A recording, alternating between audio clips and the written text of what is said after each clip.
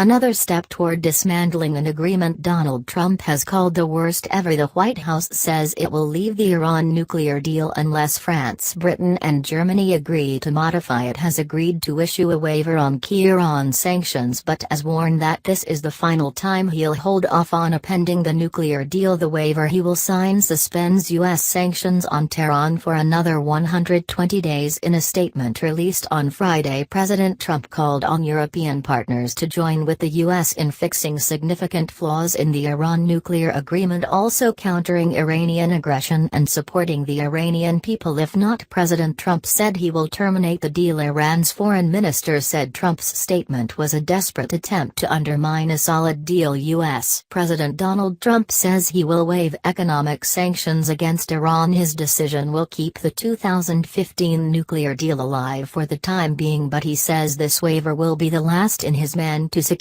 an agreement from European allies to fix what he says are flaws in the pact. Trump in October decertified the agreement but stopped short of reimposing sanctions that would have effectively ended it. This time Trump warned he could reimpose nuclear-related sanctions at the next deadline in about 90 days. The president still strongly believes this is one of the worst deals of all time, and one of the single greatest flaws is that its restrictions leave Iran free in the future to openly develop their nuclear program and rapidly achieve a nuclear weapons breakout capability. Washington's European partners say the deal is still working and it's not clear if they're open to renegotiating without Iran's involvement. According to the White House, any new Iran deal would have to cover Iran's ballistic missiles and limit its nuclear breakout period indefinitely. Those are completely unrealistic and non-starter demands, and Donald Trump knows this very well. There is no circumstance the Iranians would accept putting permanent restrictions on their program that no other country has on its programs. In a separate move, the U.S. Treasury Friday placed new sanctions on 14 Iranians, including the head of Iran's judiciary, a response to what the U.S. says is Iran's appalling treatment of its citizens, including its crackdown on recent anti-government protesters. Trump on Friday issued a statement on the deal in which 6 world powers agreed to lift economic sanctions on Iran in exchange for its curbing of nuclear activities. Trump says the deal has flaws. He wants to require more robust inspections of nuclear facilities. Here's the Iran's ballistic missile program to be addressed. Trump said this is the last chance, and in the absence of a new agreement the U.S. would not remain a party to the deal. The Trump administration has announced new sanctions on 14 Iranian individuals and entities over what his administration sees as serious human rights abuses and support of weapons development. I am expecting new sanctions on Iran. We continue to look at them. We've rolled them out, and I think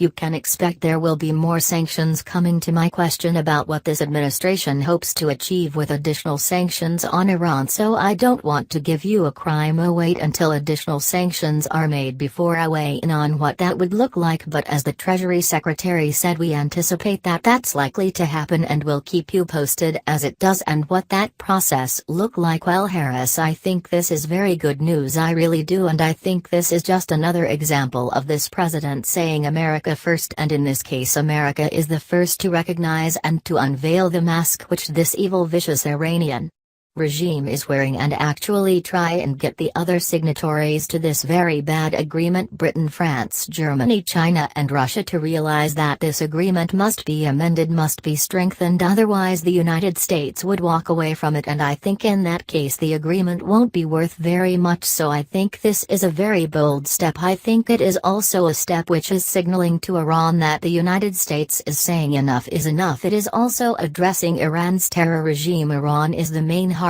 of perpetrator, financier and executor of terror around the world. It spread its bloody tentacles in the form of its proxies Hamas and Hezbollah in our region, but all over the world. And I think everybody realizes that this terror regime, which is already killing people and terrorizing them all over the world, what they're doing now is just a preview soon to be seen in a theater near you if this country becomes nuclear. So I think what the president has announced today is very good news, and as I said, it's America first. I hope others will follow. Meanwhile, Iranian Foreign Minister Javad Zarif has criticized President Trump, saying the deal is not renegotiated. The Trump's policy and his announcement on Friday two desperate attempts to undermine a solid multilateral agreement, he wrote. Rather than repeating tired rhetoric, US must bring itself into full compliance just like Iran. But Trump made clear Friday that the fate of the nuclear deal rests in the ability of the US and its European partners to establish new triggers that would snap back sanctions against Iran aimed at further constraining its nuclear activity as well as its ballistic missile program, which is not covered under the nuclear deal. A senior administration official said the new triggers would be aimed at ensuring Iran's nuclear capabilities remain at more than 1 year from obtaining a nuclear weapon and prevent Iran from obtaining them beyond the 15-year time frame established under the nuclear deal known as the Chickawa. He intends to work with our European partners on some kind of follow-on agreement that enshrines certain triggers that the Iranian regime cannot exceed, the official said. If the president can get that agreement that meets his objectives and that never expires, that denies Iran all paths to a nuclear weapon but forever, not for 10 years or any shorter period of time, he would be open to remaining in such a modified deal. Trump laid out that message unambiguously in his